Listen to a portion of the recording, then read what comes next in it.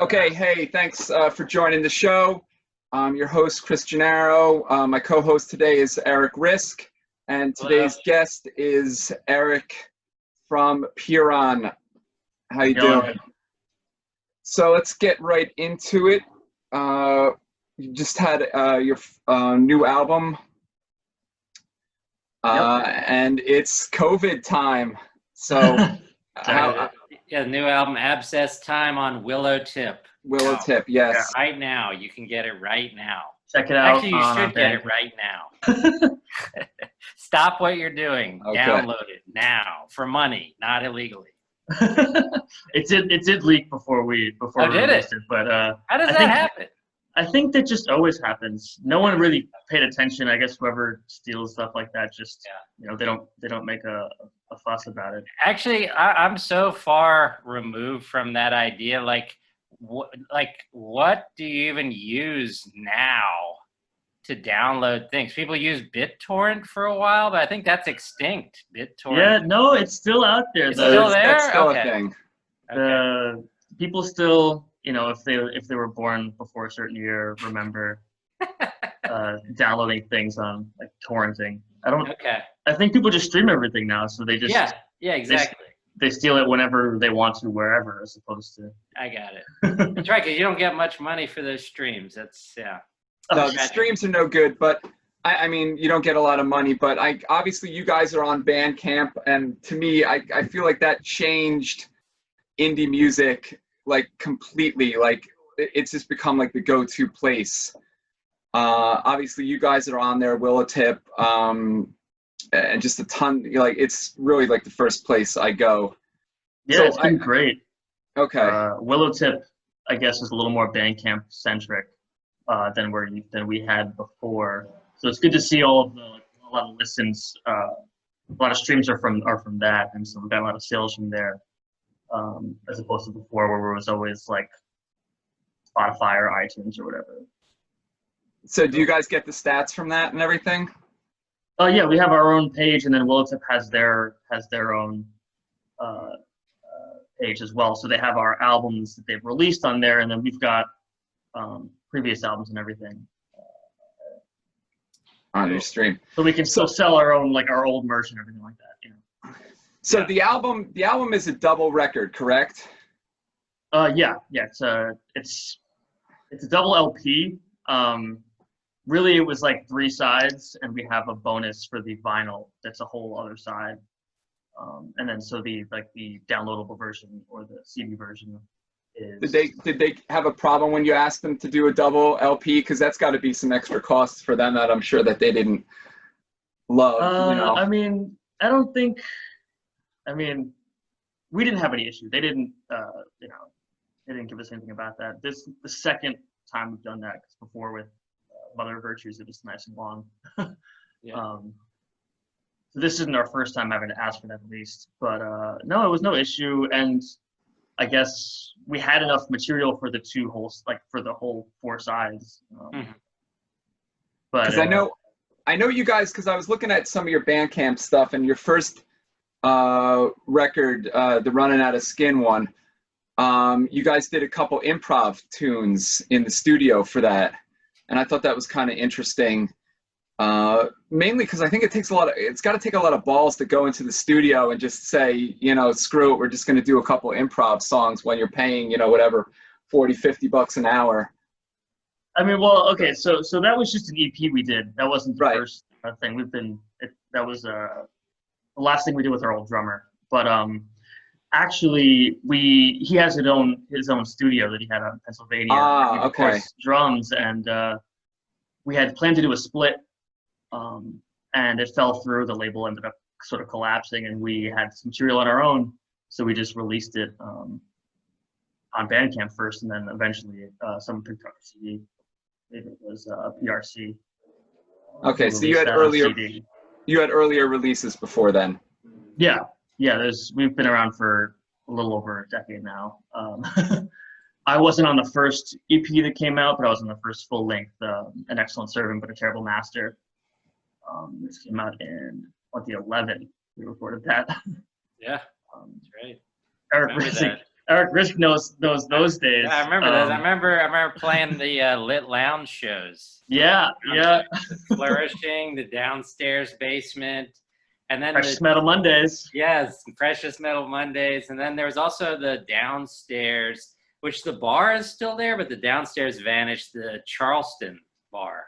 Yeah, that was another. We did a release one. show for An Excellent Servant there with Cleric. Actually, they played. Oh wow! Okay. In the basement of the Charleston. Yeah. And R.I.P.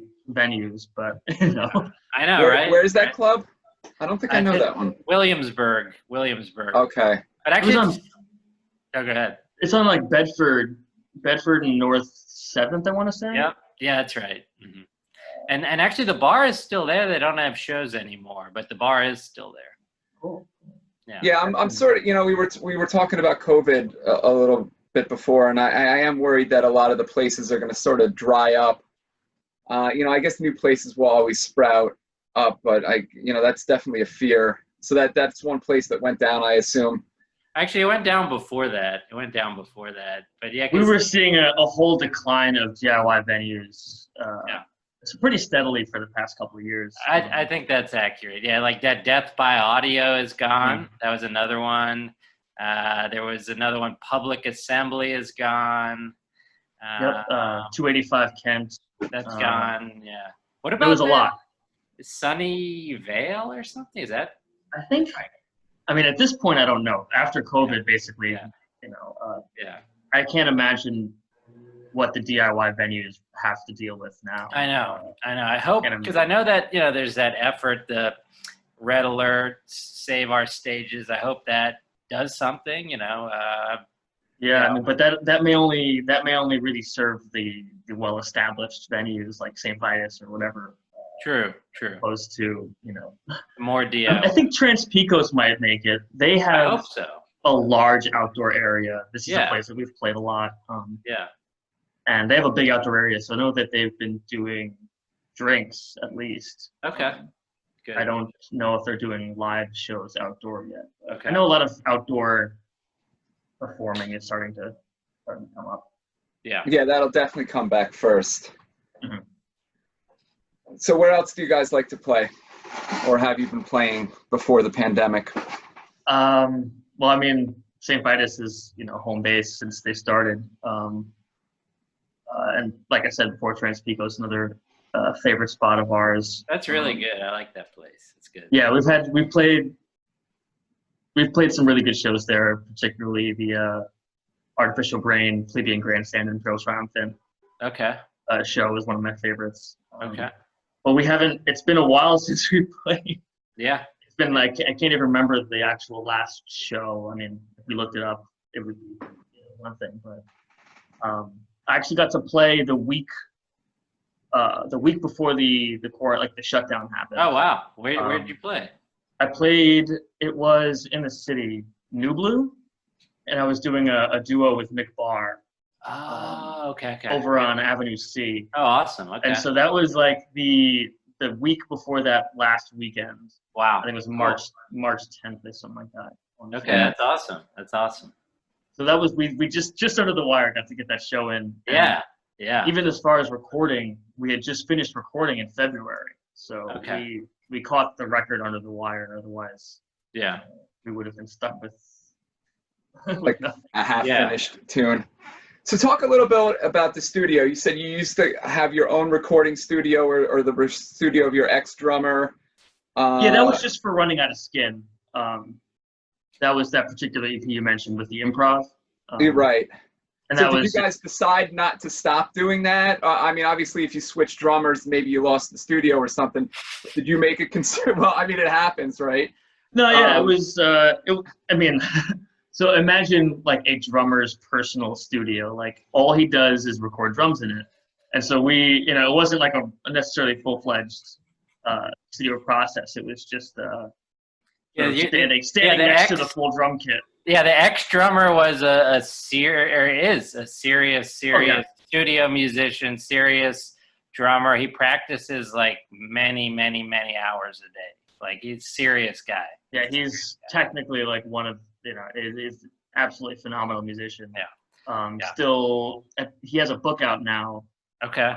So I would look him up. Alex Cohen, he was a drummer Alex for Cohen. years. He was a founding member. Yeah. But Yeah. we had been introducing the idea of improv into our songs, at least since An Excellent Servant, really, the last song on that on that record.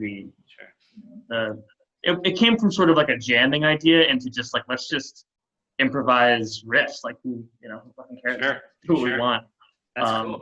And we had, Alex was such a good drummer. He's was totally willing and definitely pushed the technicality of those ideas. But Steve Schwegler, who was our current drummer on this record and the past one, What Passes for Survival, both on Willow Tip Records, he was familiar with our music for years because he knew Doug since they were in high school.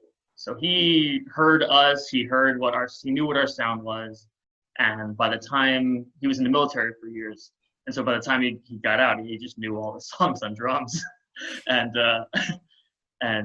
so he was just a perfect fit to keep with that idea of both playing riffs and fun shit, and then also just improvising. Yeah. It's funny though, because I've recorded in personal studios and also gone out and like done the whole paying $50 an hour. I mean, I'm probably dating myself with those. I'm sure it's like 100 at this point. But it's such a different vibe recording by yourself and having the opportunity to go back in and fix stuff and then doing things again. Where you had an engineer a lot of times where you would screw up and then you would get this icy stare like I can't believe I have to do this again. like you can't be paying this dude enough to just have to do the song for the 5th time, We do the staring at ourselves for that shit. We haven't really spent time we spend most of our time in our practice space, like drilling the songs. Like we'll write the songs, learn them, drill the hell out of them, and spend as little time as we can in the studio. Just mostly for financial reasons, especially at the beginning. It's expensive, yeah. Exactly. So we're like, let's bust the shit out as quickly as we feasibly can. So we would spend, months playing the songs as well as we can in order to make that process easy. But we're writing these songs that, we tend to write things sort of at the edge of our ability. If we're struggling to do it, then it's a good thing. Yeah. At least as far as we see it. But then you get into the studio and then we're internally yelling at ourselves saying, what the hell can we do? Yeah. Our drummer liked to put it that our songwriting process is setting up obstacles for ourselves. So we then have to go over. That's good. Challenge yourself. It stays fresh, different ideas. Well, I always find there was a memorization component to it also, and I'd have to think if you're going in to record a full length, it's got to be a lot different than going in to record a demo or an EP or something like that. And especially like you guys, you did 2 albums, two albums on, double record. That's a lot of material to memorize. Yes. Yeah. Well, I mean, again, that's, that's what the drilling is for. We spend a lot of time in Eric Rizk knows the pain space. We actually share a practice space. Yeah, we share space. Yeah. Oh, and okay. It's very small. It's a very small. 9.5 feet by 11.5 feet. Yeah, it's crammed with stuff, and actually, I don't know. Yeah, it's pretty trashy. It's trashy. Like you guys pay monthly for that or something? Yeah, it's a monthly okay. fee. Yeah. So no, go on. Like 1 bathroom.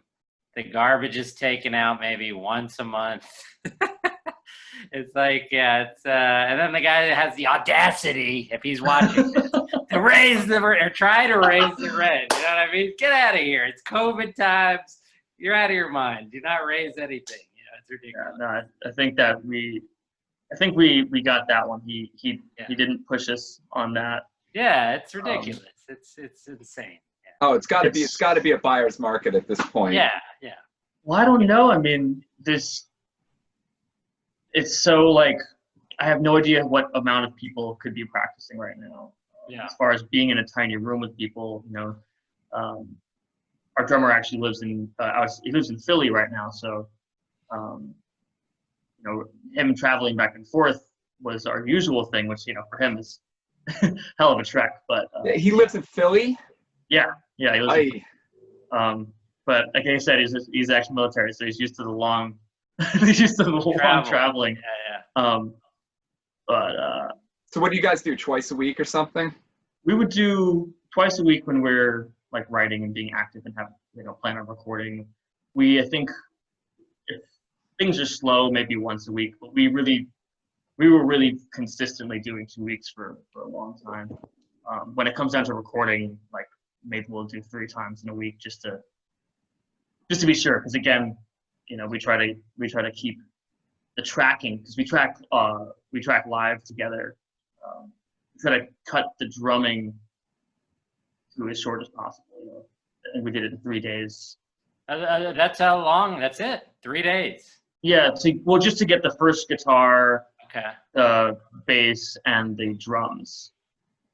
And then fast. So the guitar, you can. That is fast. That's really. Yeah, well, we spend months playing it over and over. That makes sense. That's perfect. Yeah, I got it. We'll play the record in order. We'll play it, you know, 1, 3, 5, 7, and then 2, 4, 6. We'll mix up the order. We get a little maniacal about it. Forwards, yeah, because I know the last few records you did with Colin. Yes, these past 2 have been finally. We got to record with Colin. Yeah. Previously, we were doing it with Ryan Jones. Yeah. Who has a project with Curran, who used to book. Yeah. I mean, Ryan Jones and Curran Reynolds, dear friends, known them since the Precious Metal days at the Live Lounge that we were talking about, you know, 2009, 2000. Yeah. So Ryan Jones actually recorded our earlier material. Some of it we actually recorded at St. Vitus during the day. I remember that, in the live or the main room or the drums. Because he was the sound guy at the time, and so they were like, you know, hey, we'll go in the morning. He'll record us in that room together. Yeah. And then they'll set up for a show, and then we'll leave. Yeah. So some of your early recordings were live, were essentially. I mean, I guess they're not live recordings if there's not an audience, but it's kind of the same deal, right? I mean, well, that's the goal. Yeah, the goal is to save time, but also to get the energy all there. Like we're doing it at the same time, and some songs you can break up, but it also prevents that like piecemealing the song together. Because if you have the drums, you can't just cut them. Like you have to have all the cymbals ringing out, and there's a little bit of bleed in whatever microphones, and so it really gets the energy that we like, which is live intensity. That's cool. Yeah, I don't think I knew that you tracked the stuff live. I don't think a lot of metal bands do that. I don't think. No, it forces decisions a little bit, because there are some mistakes that you just end up keeping because it's like you could go in and fix everything, but I guess our attitude has always been that some mistakes are worth keeping. Oh yeah, it shouldn't sound as meticulously done, and maybe as some some people like that, and some metal is very static and very like that. That's okay, that's cool. Sure. But at least for the way that we like to do things, a looseness is required. Sure. So then you went back and you did the vocals afterwards? Yeah, we'll do the vocals after. For some stuff, because it's improvised, he did record some vocals with us, but those were sort of limited to like being like, it absolutely had to be that he was improvising with us. But we got, we'll go over, Dylan does a whole second guitar, he doubles all the guitars. And then I double some bass, we'll do punches, he'll do the solos. And then, so we can spend most of our time, fixing, like fixing any sort of real issues, and then mixing. Yeah. We'd rather the mix sound great than have like spending too much time recording and tracking. Yeah. Right. Now you do vocals too now, correct? Yeah. Because I saw that on the credits, and I would assume that you don't do the vocals together, that you take turns. Yeah. Now, did you always do the vocals? Because some of the earlier recordings, I didn't see you being credited for vocals, nor did I hear what I assume was you. It was like a growing thing on our first record. I didn't, but actually on the first record we have gang vocals on the first song. Sorry, on the first record there's many people doing it, but that was a role that I played. First, it was like a live necessity because Doug has such a he's been such a very vocal, and he does lots of crazy delay stuff, and he'll do double voices on his own stuff. So first it was just a live thing where I just had to double his vocal, and then he just added more parts for me. He'll say, "Hey man, I want you to do these," or we'll do call and response vocals, and that's been more and more of a thing. It's not on every song, and Running Out of Skin doesn't really have it. Actually, I think I did some weird screeching, but not really vocal stuff. But yeah, it's been fun. I love doing vocals. So he's just added more and more doubles throughout. Do you ever do any pre-recorded sounds? Like I know you guys have a lot of movie clips and stuff on the recordings. So do you guys ever do that stuff live? Live we don't do any of it live because we just having the extra gear that it would be the sample pad, like it's just not worth it. We're a pretty low tech band when it comes to actual gear. The more pedals, the more shit can go wrong, and so we try to remove all that and just use this as bare bones as possible. But actually, we've thought about it. I had a question about what the sample was from. I couldn't place the movie, but all right, off the new record, the song "Another Day in Paradise." It's a sample about climbing out of the slime. That's from the movie Network. I don't think I saw that. Yeah, I don't see Network. That's the Facebook one. No, that's Social Network. Yeah, that's Social Network. Network is the '70s movie. That's like this very sort of scathing review of climate news. Yes. Business. Yeah. Okay. There's a famous. It's a real famous movie. I've never seen that damn movie. I got to do it. I got to do it in quarantine. Yeah. It's like a legendary movie. They just did it on Broadway recently with Bryan Cranston. That's right. Yep. And there's this big speech from it. I'm mad as hell, and Yeah, I'm not gonna take it anymore. Yeah. So that's like the famous speech that lots of people have sampled. But Doug pulled out this sort of deeper cut, sort of horrifying business.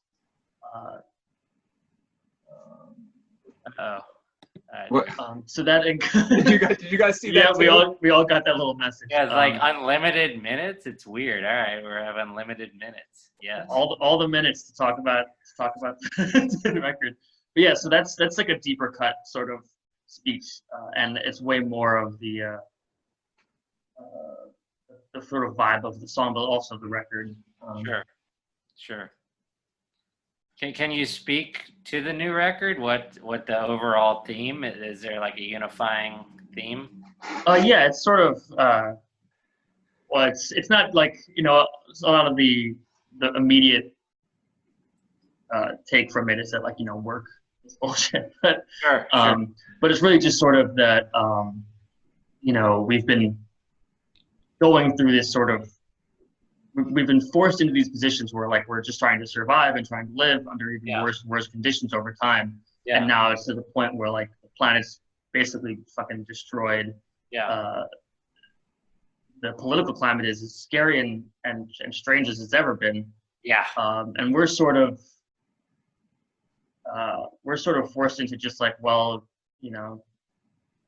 just shut up and do your job, and that's it. And that's all we have. Yeah. And so, as we've watched everything go down, as things are getting crazier and crazier,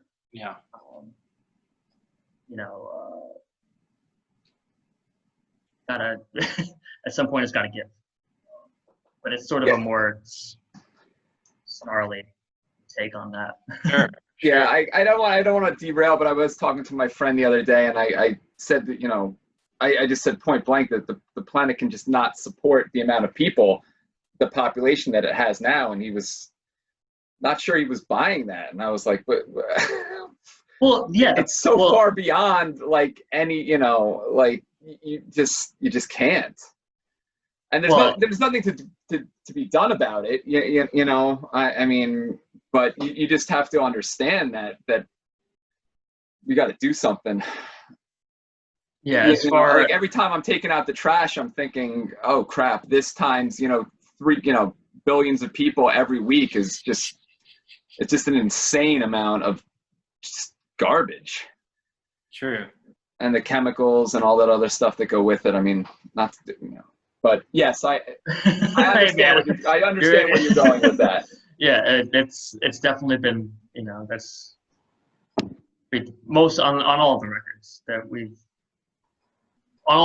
we've been, things have gotten crazier as we've got. The world has just sort of continued this cycle of decay. It's not the world, like, not necessarily the planet can't sustain this many people, but the way we live that will not allow for that. Because we throw away 40-something% of all the food we produce because it just goes to waste. Like we could probably feed everybody, but under the certain conditions that I don't see, we're just accelerating the destruction of our environment.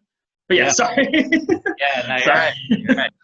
All right, so question. I knew you guys were going to do some touring for the new album, but obviously that's delayed.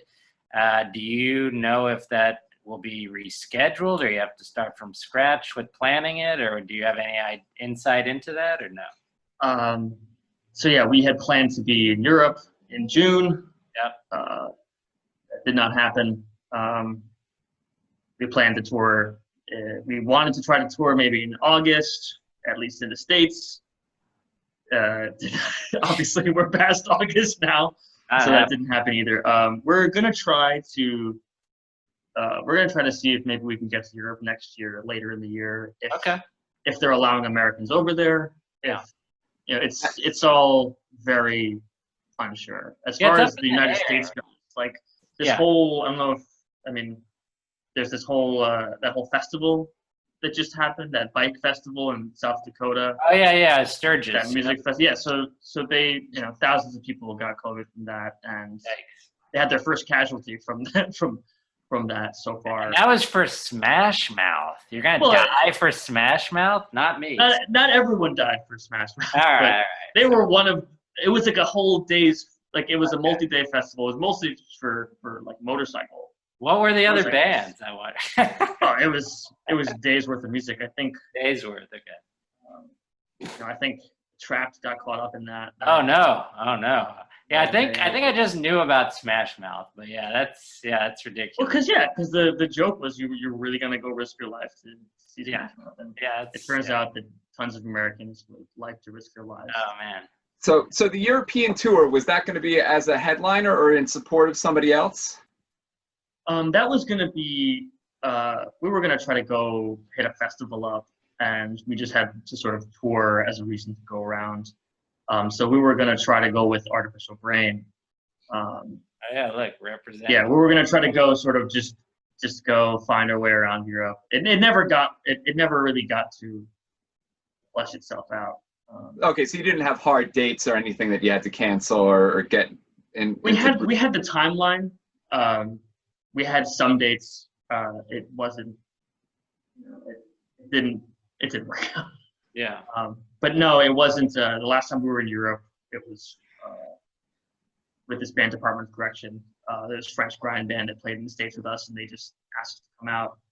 So they just took us around Europe last time, and so this time we were sort of trying to figure it out on our own. We had these bookers there that were not as connected, but we were trying to hit this festival in the UK at the end of it all. And so it looks like we're going to try to do that again whenever they plan it. Okay. Hopefully Europe 2021 in the fall, but that's, again, entirely up in the air. Yeah, because it seems like there's so much unknown, but you see like many bands already announcing like 2021, and how the hell do they know? Well, I think that it's people just need to get things, you know, they need to know that bands are willing to go if things open up. And so, like, I think that they want to get these things going a little further ahead. That makes sense. If they have to cancel, they cancel. But, True. you know, why, if things do open up, why have to scramble? You know, getting visas to travel is right. Yeah, work visa. Yeah. So, yeah, it's unfortunately the idea of touring. I know people in Europe are like touring, like on their own, like European bands, I think, are starting to do live shows. Cool. Okay. For America, I have no idea because people keep. Yeah. You just got to play a motorcycle rally. You really want. Yeah. That's it. That's your only option. That's it. Yeah. So, and you guys did it. Sorry, just looking at my notes here of stuff that I was kind of interested in. You guys did a Death cover on that same CD. So, whose decision was that? I mean, that's pretty cool. I was always a big fan of Death. We're all big fans of Death. I mean, you can't play this type of music and not be a fan of Death. Like, I don't think. That came from I joined the band about a year and a half after they started. I think they started actually in 2008, but I joined in 2009, and they had played the Crystal Mountain as a cover, like in some of their first shows, and I think we played a Halloween show where it was all covers, and we played. So they already had Crystal Mountain in their repertoire, which I had known separately because we all loved that. So we all knew the song kind of already. But so we, again, at the Lit Lounge. I think I was at that show. The Halloween show. Wait, were you dressed like It's Always Sunny in Philadelphia characters? That's right. I was at that. We all dressed up like the McPoyles, so we had bathrobes, and we were drinking out of milk cartons, and we had dirt and dirt in our face. Yeah. I remember that. I totally remember that. Yeah, so we played No More by Black Flag. We played You Know You Know by Mahavishnu Orchestra, which was one of my favorite songs at the time. It was a really fun, like, sort of proggy cover. And then we played Crystal Mountain again. And so I think because this was our last recording with our old drummer, Alex, we sort of wanted to get that on there. Just as sort of like a closing in of everything. Plus, it's just a fun song. Yeah, for sure.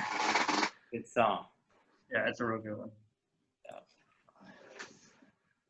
Okay, you wanna wrap it up or get? I told you it was going to be a half an hour. We're a little bit over that, but. Oh yeah, I mean. Is there anything you want to plug in the last minute? Anything? Yeah, I'll definitely put all the stuff in the description. I probably should have said that earlier. There'll be links to everything. And yeah, obviously, that's on you guys, man. I just show up and talk about nonsense and then complain about the environment and leave. It's fine. There you go. No, but again, Abscess Time out on World Trip Records. You can get it on our Bandcamp. You can order it. We'll have some new merch coming up. New shirts in the works. Again, we can't tour. We can't play shows right now. So, please buy our shit. Please buy our merch. It's the only way we can keep. We can sort of keep this up and hopefully eventually get back to it. We're going to get back to it as soon as we can because we all miss touring. We miss playing shows a lot. Dylan Delela, our guitar player, he's been doing guitar lessons. Hit him up if you want to learn some crazy skronky guitar riffs. You can find him. He's on Instagram. He's on Instagram. Actually, he does cool guitar videos on Instagram. I watch those. I like those. Yeah, he's been posting some of the riffs. If you want to see any of the songs, any of the riffs from our songs on the new record, you can check them out on Dylan's Instagram. Okay, that's cool. I'll have to grab. I don't have that actually, so I'll hit you up. And get that link for the description. Did you have any other questions, Erik? I know you. No, I think that's about it. I mean, I enjoyed they did a Gimme Radio guest DJ spot takeover. That was a lot of fun. Yeah, that was a lot of fun. Yeah, Listen to. We just got all the friends and all the. Yeah, that was the first one I attended ever, and that was cool. It had the little chat room. Because I felt like, oh, look, I'm like now connected with some people again. Yeah, just chatting about stuff. It was just like it was nice. It was cool. Yeah, I highly recommend anyone check out Gimme Metal. It's this sort of 24/7 radio app. You can go online or you can download the app for your phone. And we got to do like a cool 2-hour spot where all 4 of us, we picked about 25 minutes worth of music, and which is all our favorite stuff. And this chat function, and we're millennials, or I'm millennial, so I hadn't been in a chat room in a while. That was an interesting experience, but it was great to see Sam from Artificial Brain stopped in to talk, Erik Malave from Child Abuse, and we were all just talking with people while we listened to our favorite songs.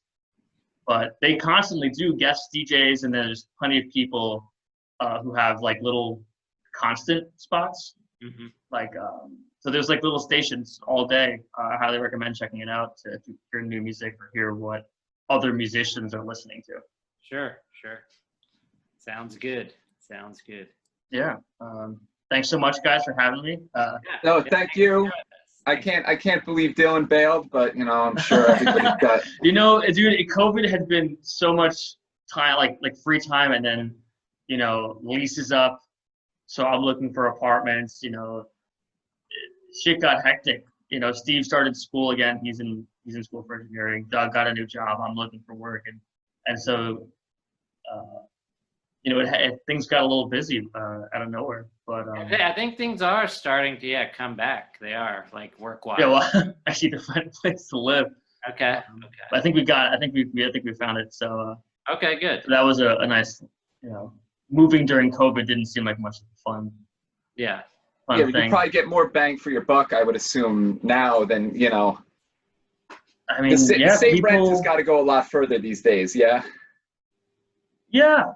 People are leaving. But not a lot of people can also afford to leave. Like, I can't afford to like move to some other state or something like that. Just jump out. Yeah. We're still holding it down here in the city, obviously. But yeah. Good luck in the time of COVID. Yes. Okay. Right. Okay, cool. Hold on. I'm going to press the stop record button. All right. And I appreciate it. Hold on. See you guys later. We'll do another review soon, or another interview. Later. Thanks a lot. Bye, guys. Bye. Good night.